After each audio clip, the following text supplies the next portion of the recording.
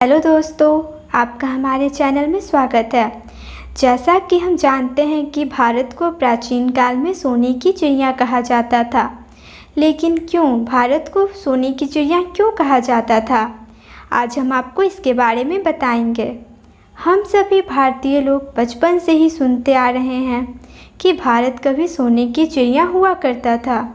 इसी के कारण विदेशी आक्रांतों और अंग्रेज़ों ने इस देश को अपना गुलाम बनाया और इस देश से अपर संपत्ति लूट कर ले गए। इस वीडियो में हम जानेंगे आखिर भारत को सोने की चिड़िया किन तथ्यों के आधार पर कहा जाता है। प्राचीन भारत वैश्विक व्यापार का केंद्र था। प्राचीन काल में भारत खाद्य पदार्थों, कपास, रत्न, हीरे इत्यादि के निर्यात में विश्व में सबसे आगे था। भारत उस समय विश्व का सबसे बड़ा विनिर्माण केंद्र था। कुछ लोग मानते हैं कि भारत प्राचीन काल में केवल मसालों के निर्यात में आगे था। उनकी जानकारी के लिए यह बता दें कि भारत मसालों के अलावा कई अन्य उत्पादों के निर्यात में भी अग्रणी देश था।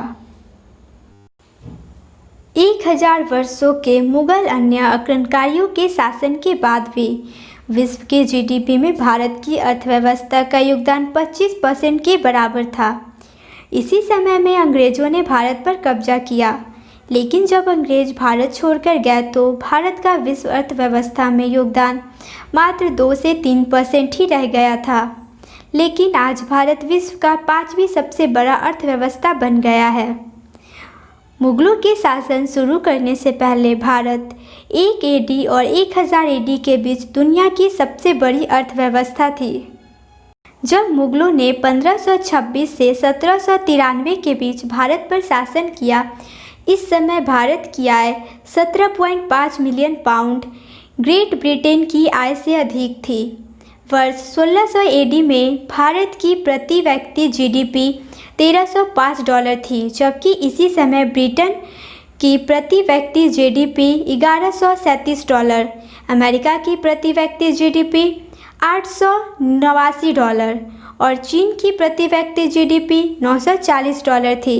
इतिहास बताता है कि मीर जफर ने 1797 में ईस्ट इंडिया कंपनी को 3.9 मिलियन पाउंड का भुगतान किया था। यह तथ्य भारत की संपत्ति को दर्शाने के लिए बड़ा सबूत है। 1500 एडी के आसपास दुनिया की आय में भारत की हिस्सेदारी 24.5% थी, जो कि पूरे यूरोप की आय के बराबर थी।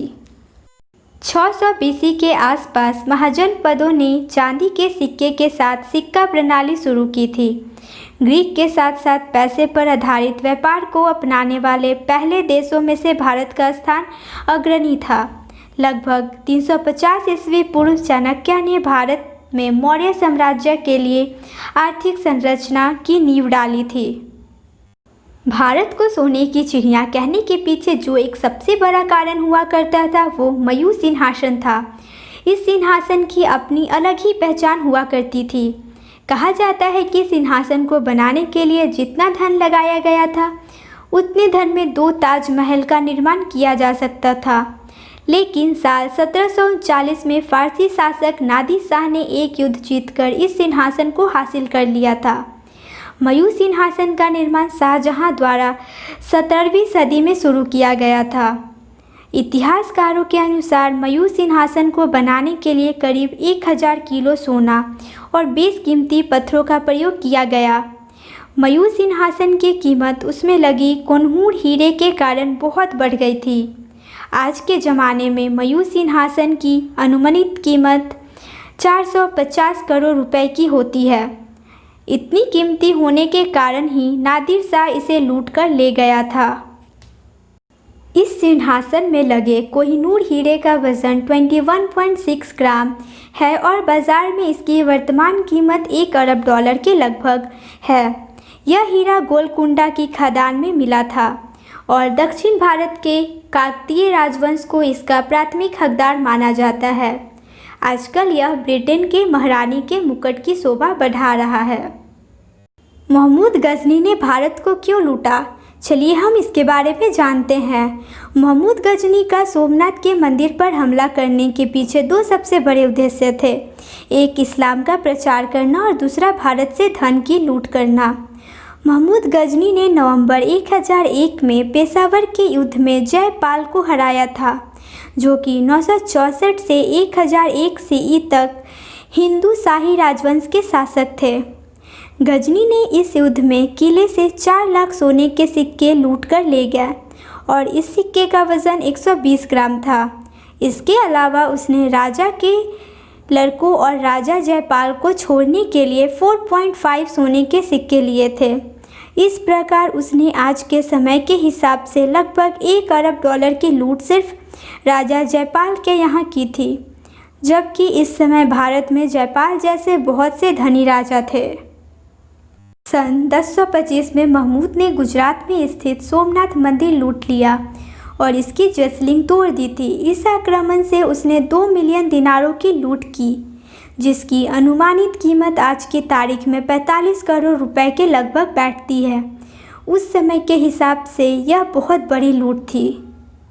वर्ल्ड गोल्ड काउंसिल के कुछ समय पहले एक आकलन में कहा था कि भारत में अभी भी 22,000 टन सोना लोगों के पास है, जिसमें लगभग 3,000 से 4,000 टन सोना भारत के मंदिरों में अभी भी है। एक अनुमान के मुताबिक भारत के 13 मंदिरों के पास भारत के सभी अरबपतियों से भी ज़्यादा धन है। यदि मंदिर के आंकड़ों के हिसाब से देखा जाए तो भारत कल भी सोने की चिड़िया था और आज भी। भारत के कुछ मंदिरों में इतना सोना रखा हुआ है कि कुछ राज्यों की पूरी आय भी मंदिरों की आय से कम है। अगर वर्ष 2018 से 2019 के आंकड़े देखें तो पता चलता है कि केरल सरकार की वार्षिक आय 1.03 लाख करोड़ है, जो कि केरल के पद्मास्वामी मंदिर के किसी गर्भगृह के एक कोने में ही मिल जाएगा। उपयुक्त आंकड़े सिद्ध करते हैं कि प्राचीन भारत में अकूत संपत्ति थी, जिसके कारण यहाँ पर विदेशी आक्रमणकारियों के हमले होते रहे थे। लेकिन अगर बीते समय को छोड़कर वर्तमान में देखा जाए तो भारत की स्थिति विकसित देशों की तुलना निश्चित रूप से खराब है। लेकिन इसमें भी कोई शक नहीं है कि भारत पूरे विश्व में बहुत तेज़ी से अपनी सफलता के झंडे गाड़ रहा है और वह समय बहुत जल्द आएगा जब लोग इस देश को फिर से सोने की चिड़िया के नाम से बुलाएंगे। तो दोस्तों, आज हम लोगों ने जाना कि प्राचीन काल में भारत को सोने की चिड़िया क्यों कहा जाता था। मैं आशा करती हूँ कि आप सभी को हमारा यह वीडियो पसंद आया होगा। धन्यवाद।